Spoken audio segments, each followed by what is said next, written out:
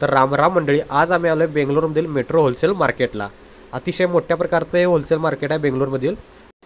तर ह्या ठिकाणी तुम्ही तुमची कार गाडी पार्क करू शकता. बघा, अतिशय मोठ्या प्रकारचा हा पार्किंग एरिया आहे आणि ह्या साईडला तुम्ही तुमची टू व्हीलर पार्क करू शकताय. तर एंटर करायच्या आधी तुम्हाला इथं फूड स्टॉल भेटतील. बघा, तुम्हाला स्वीटकॉर्न, मोमोज सर्व काही भेटून जाईल.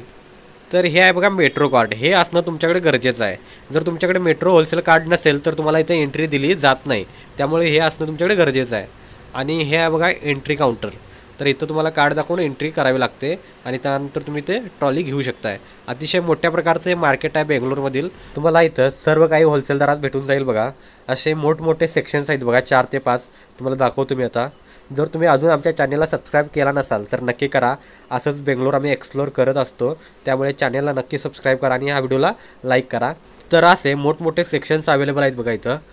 आणि हा 4था नंबरचा सेक्शन सर्वात मोठा आहे. बघा, इथं सर्व घरगुती बाजार तुम्हाला भेटून जाईल. इथं सर्व प्रकारचे मसाले किंवा डेअरी प्रोडक्ट्स, भाजीपाला इथं सर्व इथं ह्या सेक्शनमध्ये भेटतो बघा.